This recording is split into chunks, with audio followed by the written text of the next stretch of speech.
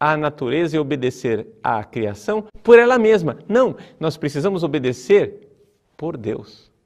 Ou seja, porque nós vemos um projeto de Deus. A verdadeira ecologia cristã, ela parte de uma obediência ao Criador. Tem sempre o Criador diante dos olhos.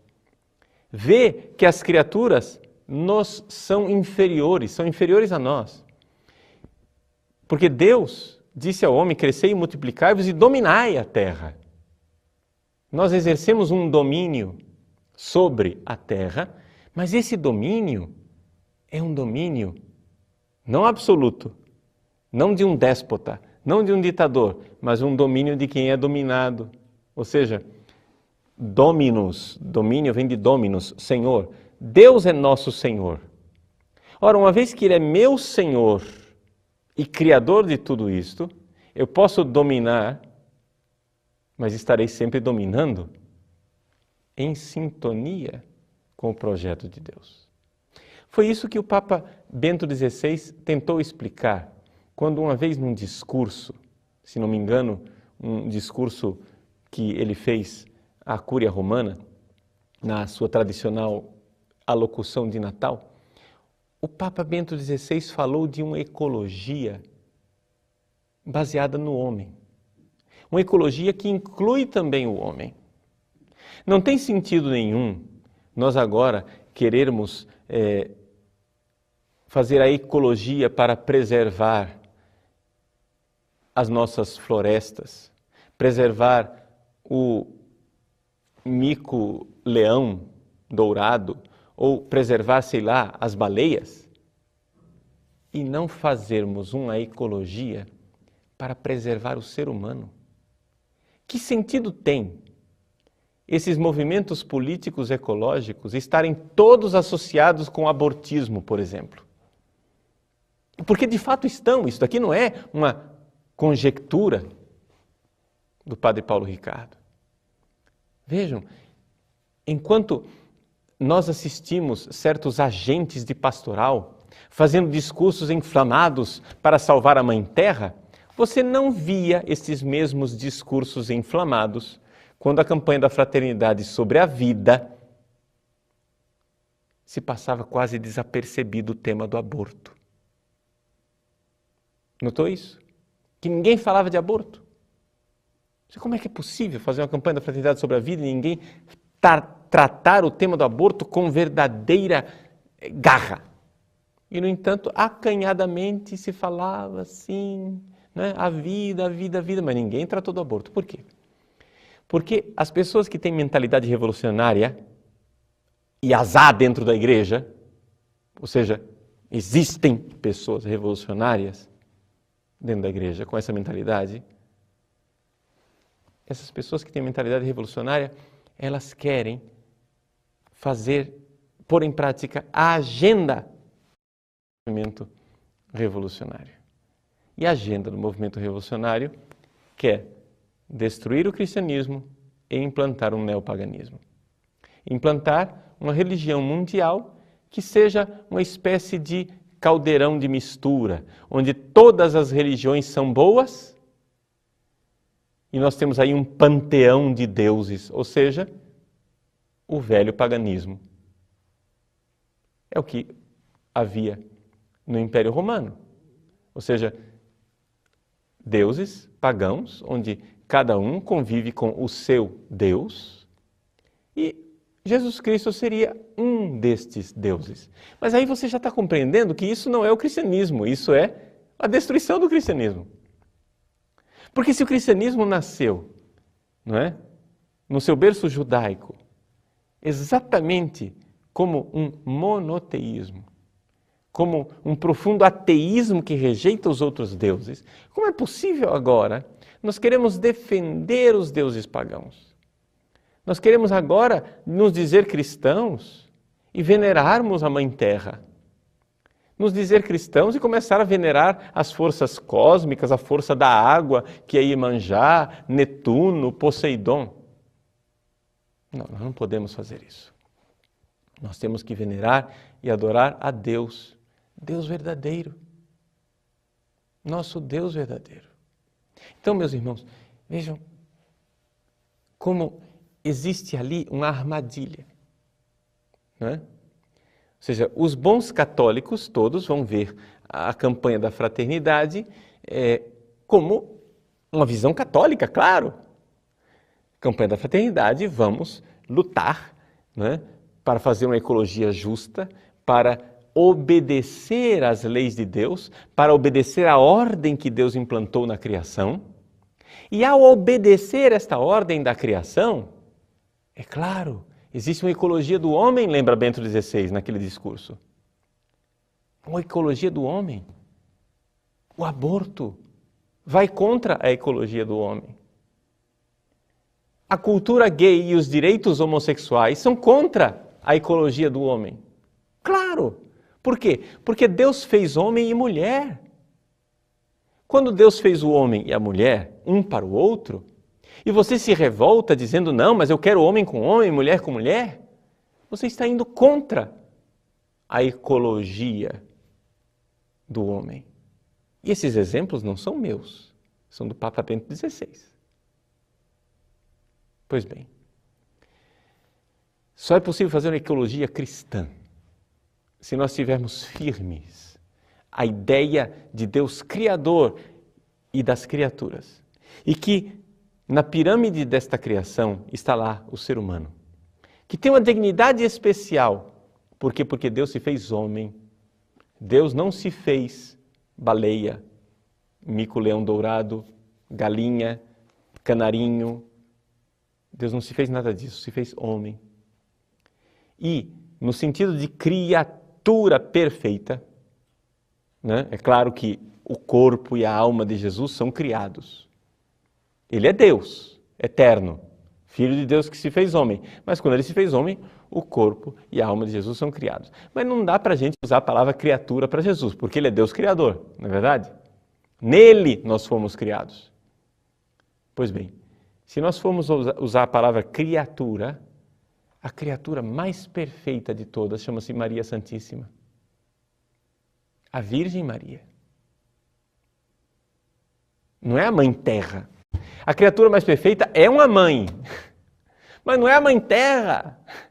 A criatura mais perfeita é a Mãe de Deus. Então, como é possível fazer uma ecologia? Como é possível eu defender o meio ambiente sem me lembrar desta soberania do homem? E não somente a soberania do homem, a soberania do cristão, porque pelo batismo somos sacerdotes, profetas e reis. Existe um reinado do cristão sobre a criação. Exatamente porque o cristão é servo de Deus, ele deixa que Deus o domine e por isso ele pode exercer esse domínio de Deus. Essa é a ecologia correta. Agora, de repente, nós vemos em músicas, em panfletos, em sermões, mensagens, pessoas equivocadamente adotando, quase que sem perceber, uma mensagem pagã. Vejam, eu não estou aqui condenando ninguém. Quem sou eu para condenar alguém? Eu estou condenando esta linguagem. Eu estou condenando estas ideias. Eu não estou condenando pessoas, porque às vezes as pessoas são inocentes úteis. Não é? E esses inocentes úteis vão repetindo, papagaiando, não é? Repetindo essas mensagens, como se elas fossem a coisa mais sensata do mundo, e no entanto não são. No entanto, trata-se de uma coisa absurda. Então veja, meu irmão, nós temos aqui, diante dessa campanha da fraternidade, nós temos que receber esse tema, que é oportuno. Portanto, eu não estou condenando a iniciativa dos nossos bispos, não estou condenando a iniciativa da CNBB, o tema é oportuno, mas nós temos que aplicá-lo de forma adequada. Aplicá-lo de forma adequada numa verdadeira ecologia cristã. Ou seja, nada de neopaganismo. Nada de abrirmos as portas para uma linguagem que quer reduzir o cristianismo a uma das tantas religiões possíveis num panteão de uma religião mundial relativista. O relativismo da religião mundial.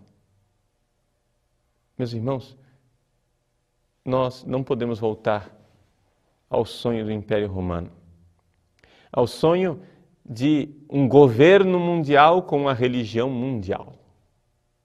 Infelizmente, existem cristãos, católicos, padres, bispos até, que estão iludidos com isso.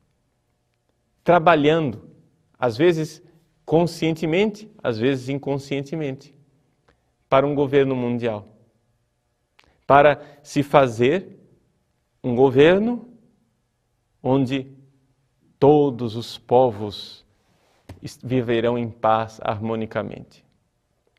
E a ecologia é um instrumento ideológico poderoso para a implantação de um governo mundial. Por quê? Porque, vejam só, toda essa coisa, essa ideia de que existe um aquecimento global, número 1, e que este aquecimento global está sendo causado por seres humanos. Vejam, eu não sou meteorologista, eu não sou estudioso, portanto não cabe a mim provar nada. Mas simplesmente digo o seguinte: primeiro, há que se provar que realmente está acontecendo um aquecimento e há que se provar que realmente este aquecimento tem origem humana. Existem inúmeros cientistas debatendo isso e contestando essa afirmação. Não sou eu. A afirmação é contestada. Mas veja, independente do fato de que esteja ou não acontecendo esse aquecimento global e que esse aquecimento seja por causa humana, né? Ou seja um aquecimento antropogênico, né? Que esteja sendo gerado pelo homem, muito bem. Independente disso ser verdade ou não, esta ideia está sendo usada como um navio quebra-gelo para implantar um governo mundial. Por quê? Porque se está acontecendo um aquecimento global, isso é um problema mundial. Ora, um problema mundial só pode ser resolvido por um governo mundial. Entendeu? Pam, pam, de repente aparece aí o governo mundial como o salvador da pátria. E então, o que é que nós estamos vendo concretamente na geopolítica, ou seja, na política planetária? Que os governos locais transformam-se em governos cada vez mais regulatórios, não é? Então, eles entram na sua vida, então você não pode fumar, você não pode usar desodorante, você não pode acender o ar-condicionado, você não pode fazer tal coisa, e você vai passando tanta regulamentação, tantas leis, as pessoas vão perdendo a liberdade, perdendo a liberdade. E na proporção em que esses governos locais vão ficando cada vez mais controladores e opressivos, quanto mais poder eles têm sobre a sua população, inversamente, eles vão perdendo a autonomia. E esses governos nacionais vão obedecendo cada vez mais a deliberações que vêm das Nações Unidas, que vêm desses encontros mundiais, etc, etc. Então, vamos perdendo a soberania. Então, um país como o Brasil não é mais um país soberano, ou seja, quem vai dizer se nós vamos ou não vamos gastar petróleo não é o povo brasileiro em votação que vai eleger os seus deputados e senadores, que no Congresso irão passar leis que vão decidir o que nós iremos fazer ou não do nosso petróleo. Mas é o processo inverso. Ou seja, deliberações da ONU, deliberações de encontros internacionais, de governos mundiais virtuais que já se auto-arrogam esse direito de governar as nações, ditam aos governos: olha aqui, vocês baixem